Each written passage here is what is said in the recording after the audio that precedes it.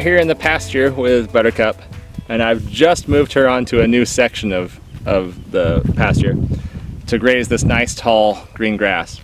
Now, the section that she was on over there, I'll show you in a minute, is eaten down pretty short and pretty consistently actually.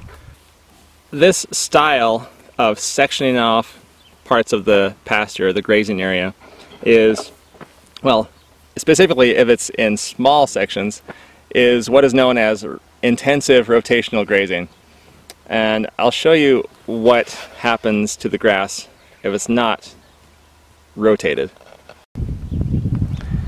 Okay, you've probably seen this type of a pasture before. It's quite common. The animals, the grazing animals, are allowed access, free access to the field or the pasture at all times. They can go and nibble whatever section they want, whatever type of grass or type of weed or whatever it is they like best. And as soon as it pops up, they can get another nibble of it. Now that actually, it sounds good. Hey buddy. But it is actually very bad for the grass. I shouldn't say very bad. It's not going to end the world or anything. But it is not as good, especially long term, as it is to rotationally graze an animal. So what happens when a field is normally grazed is, of course, the grass is always contending to try to get up as fast as it can, grow, you know, make more nutrients, get more nutrients from the ground as well. And just in general, it's always trying to reach maturity so that it can go to seed and, you know, end its life cycle for that season. Now with rotational grazing, the animal is only allowed what they call the first bite of the grass, meaning ideally you'd want the animal to go through and just kind of like clear off everything really quickly.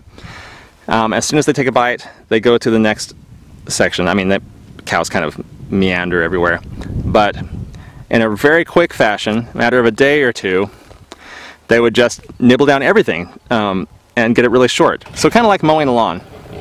After that, you take them off that section or that pasture completely. You don't allow them to get the second bite. Once grass is cut for the first time, you want to allow it a time, like 90 to 100 days, so the whole growing season maybe, to regenerate, to send down new, deeper roots. It kind of goes into this emergency mode. It sends deeper roots to get more nutrients to create a better, stronger plant for next time. If the grazing animal is allowed the second bite, that grass does not have the time to regenerate and reach down and get new, push down new roots to get more nutrients. What happens instead is it's just trying to fight for its life to come back so that it doesn't die right away. So it uses all its stored energy in the plant matter to just send up higher blades. And then once it's established again and starts to regenerate energy from the sun, then it can finally reach those roots down deep. And with healthier grass comes a healthier animal, and by extension, healthier milk and healthier family. Hi!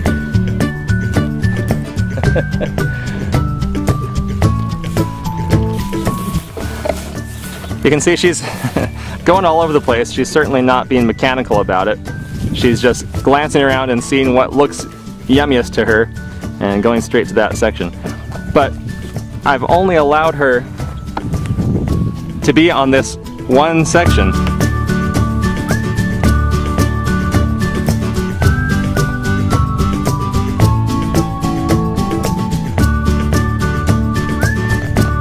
So she's just finished a section over here, and I'll go to that right now.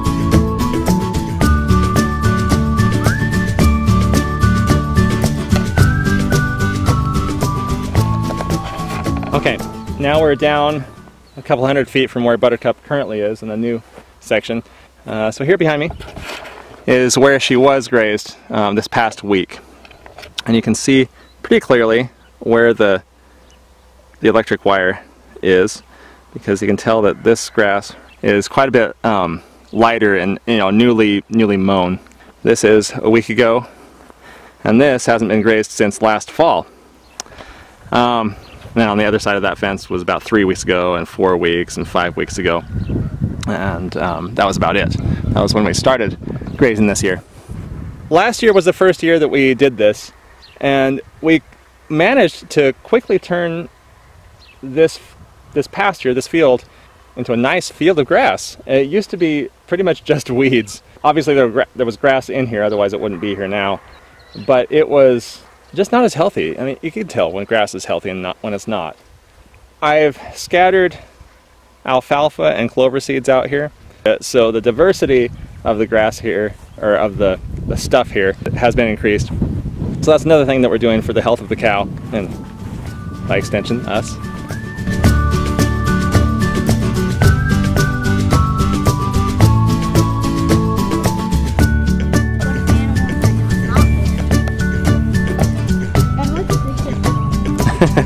I don't know. What if humans have happiness? Oh, that would be creepy. Hey, Slippy is mine. Bye. See you next time.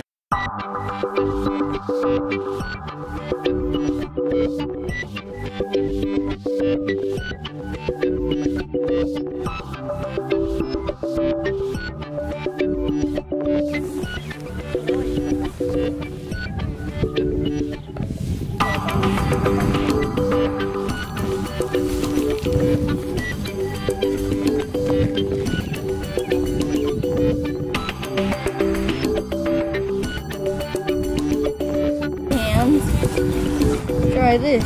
Pretty good. My bird. You guys see how she eats it with her tongue? Her tongue goes and grabs it, and then she bites it. She scoops it like that. Wow. Could I do it?